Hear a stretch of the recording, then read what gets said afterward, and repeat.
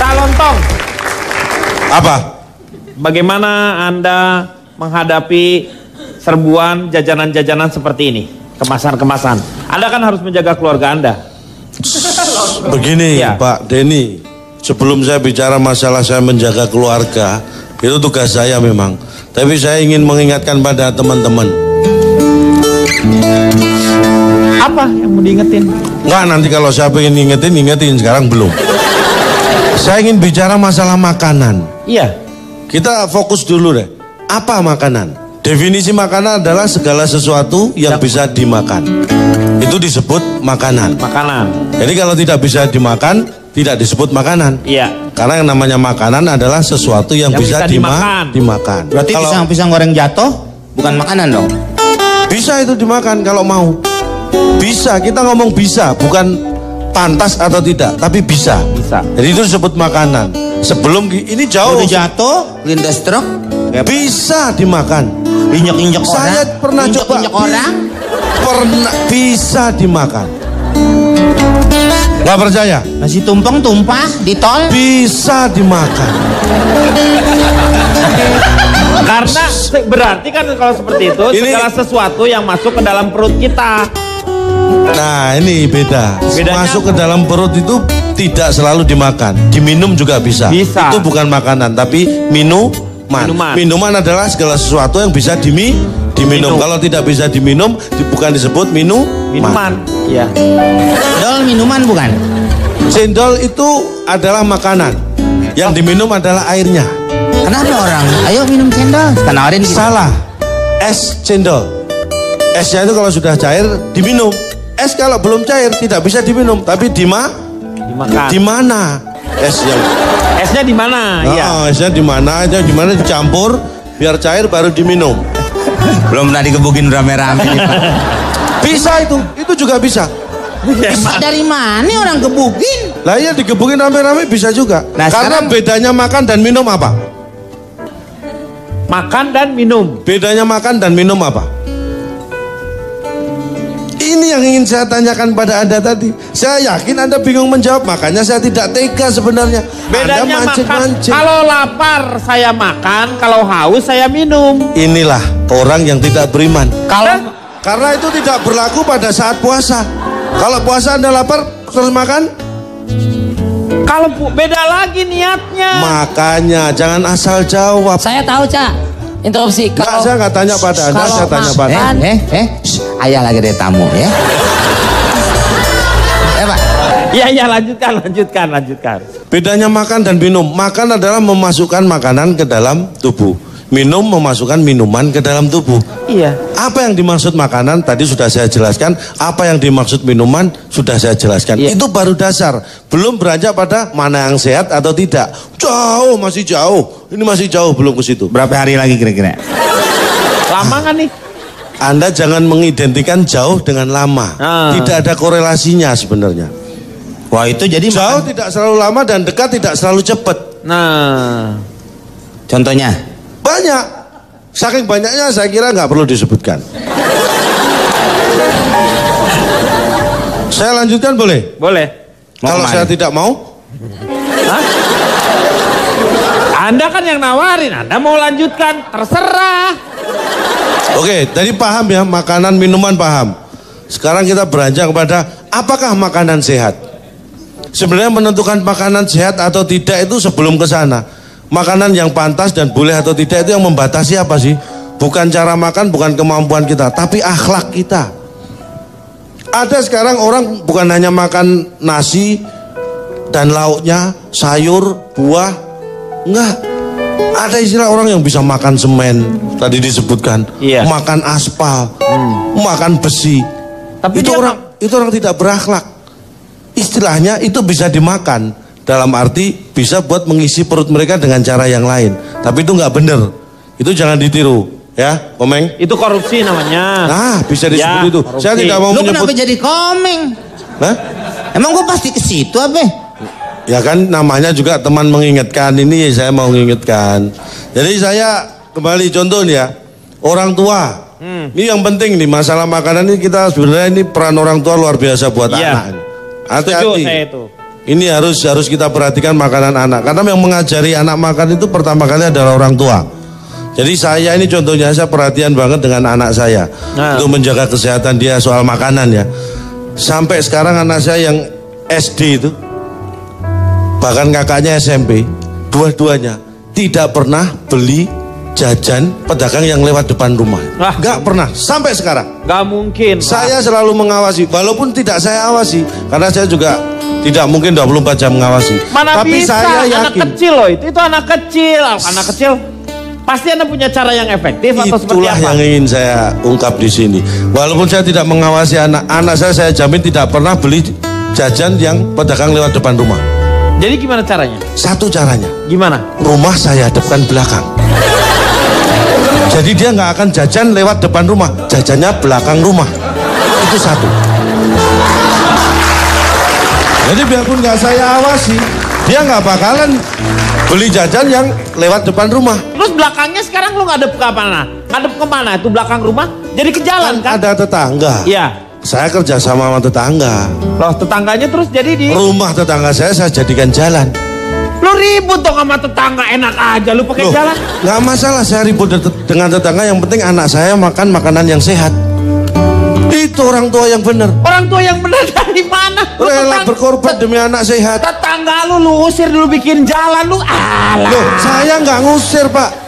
Kalau rumah mereka saya bikin jalan, silakan mereka tidur situ nggak apa-apa. Masa orang tidur di jalan? Nah kalau mereka nggak mau silakan pindah, tapi saya nggak ngusir. Ini ngomong di rumah ya, di sekolah pun saya begitu. Di sekolah gimana caranya? Akan saya tidak bisa membuat sekolah menghadap ke belakang karena sekolah kan bukan punya saya. Iya. Nah. Aduh, lu mau ngapain? Lu mau pindahin mukanya sekolah? Nah ini kan saya nggak Mendingan mungkin. gini aja ya. Lu pernah nggak berpikir ya, Cak ya? Maaf ya ini ya. Ya, silakan, Muka silakan. lu dikebelakangin bisa nggak tuh? Lu batak tuh. Di Haji siapa tuh namanya? Ini, Gopli, Pak. Gopli. Anda jangan buang energi yang nggak perlu. Saya pernah coba. Muka saya hadapkan belakang. Anda tahu hasilnya? yang terjadi? Badan saya ngadep ke belakang juga. Itu namanya balik. Gila lah. Kacau. Pak Denny emosi sekali. Bukan lu emosi ini sih. Saya mah baik-baik sama dia. Apa-apa. Lu lihat dong ngomongnya. Pak Denny tadi di awal acara interupsi nih saya Pak. Katanya akan melayani semua panelis dengan sama tanpa emosi Pak. Ini aku nggak emosi, tenang. Lu mau nggak lu pala lu dikebelakangin gitu? Nah, cocok deh itu Pak. Iya, benar. Puterin, lepas deh kita nonton. Coba. Kacau. Ini saya lanjutkan. Bisa. Di sekolah juga gitu.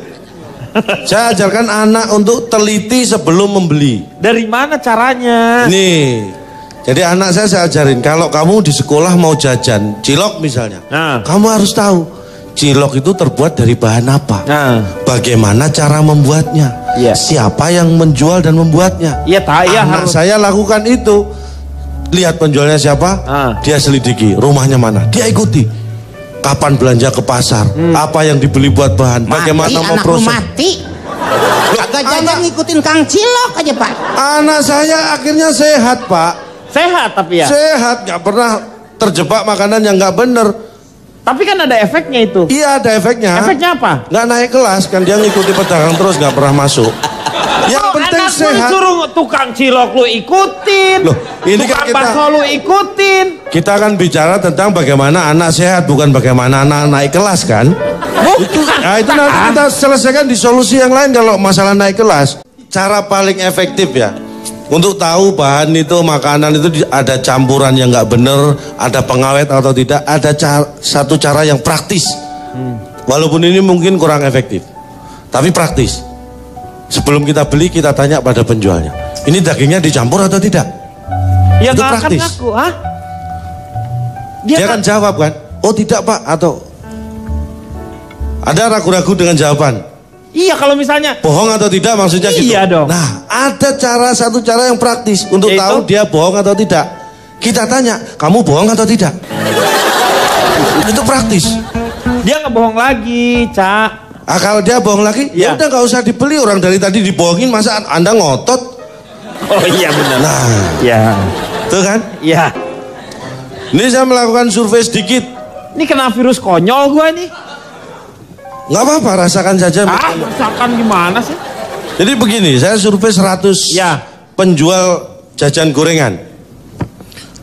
Jadi ternyata dari 100 penjual jajan gorengan tidak ada satupun yang jajan rebusan. Namanya juga gorengan, masa pakai rebusan? Ya makanya saya ingatkan supaya Anda tidak keliru seperti saya. Tinggal aja yuk, kita tinggal. Lu sakit hati kayaknya ada perasaan. Ini bukan sakit hati, Enggak sakit nih, jiwa. bisa-bisa saya tinggal loh ini. Loh, kamu yang ditinggal. Lah ya sebelum itu terjadi. Jadi Buahnya emang lu yang diperluin. Pakai lu mau ninggal gitu. iya. Oh iya. Jadi dari 100 penjual jajan gorengan itu Ya. semua menjawab iya. Dan Menjawab tidak apa iya? semua menjawab tidak. Pertanyaannya apa?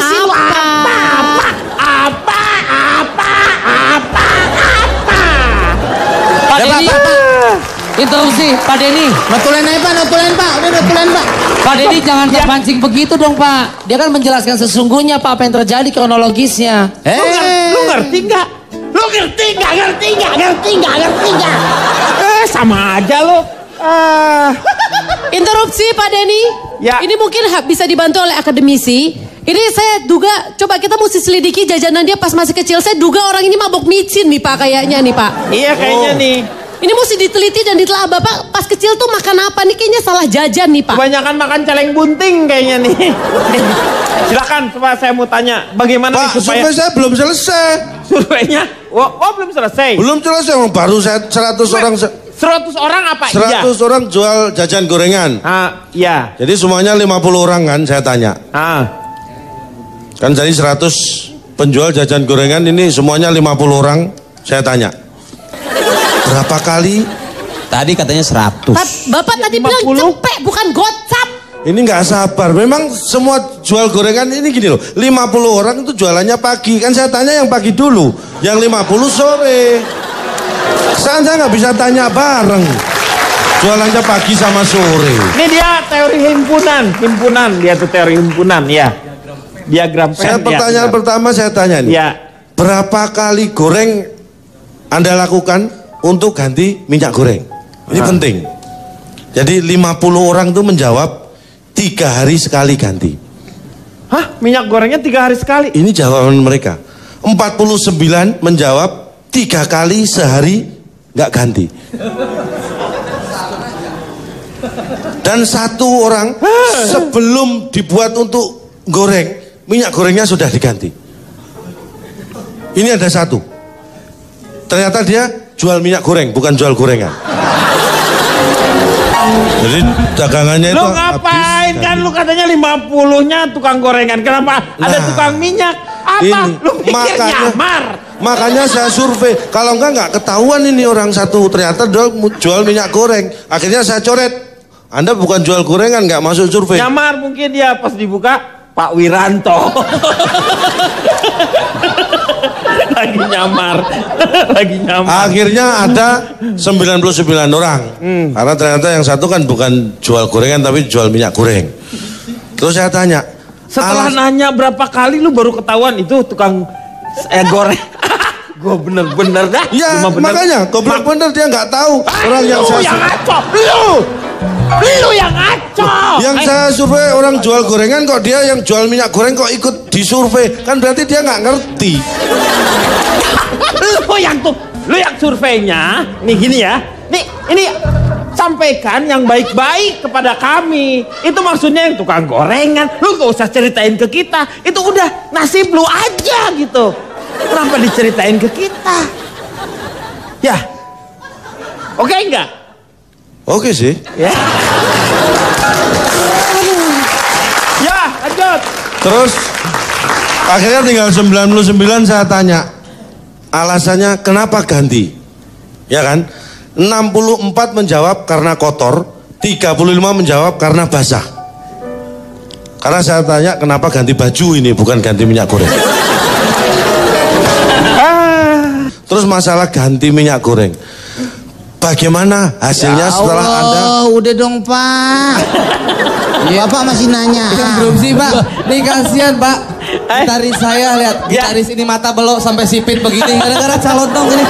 Kenapa sih Meng? Orang dia penjelasannya pakai ya Allah ya Allah. Begini amat. Intinya sebenarnya makanan sehat tuh apa sih, Cak? Makanan sehat adalah makanan yang dibuat dari bahan yang sehat, diproses dengan cara yang benar dan sehat, disajikan dengan cara benar dan sehat, dan sampai dikonsumsi masih tetap dalam keadaan baik dan sehat. Iya, itu sebenarnya harapannya. Tapi bayangkan nggak kalau misalnya orang hidup selalu steril, tidak menerima yang namanya, jadi tubuhnya sendiri tidak terlatih. Orang kampung dengan orang yang kaya yang diproteksi dari awal, mereka anak kampung tuh buka baju dia berenang kemana-mana hujan-hujanan. Setelah besar ternyata yang anak orang kaya itu lebih mudah kena penyakit dibanding dengan si anak kampung. Itu betul, tapi Anda salah memahami kata-kata saya. Anak kampung buka baju dan sebagainya itu bukan berarti tidak sehat loh. Saya tidak ngomong bersih dalam arti steril dari apapun, bukan. Ini ngomong sehat. Contohnya anak saya, ini saya ceritakan anak saya yang... Udah. Nggak usah contoh. Contohnya Michael Jackson, Pak. Michael Jackson. Kamu bawa. Mandi pakai yang namanya. Udah meninggal duluan, Pak ya? Iya. Kita yang biasa makan sampah berdua sehat-sehat aja.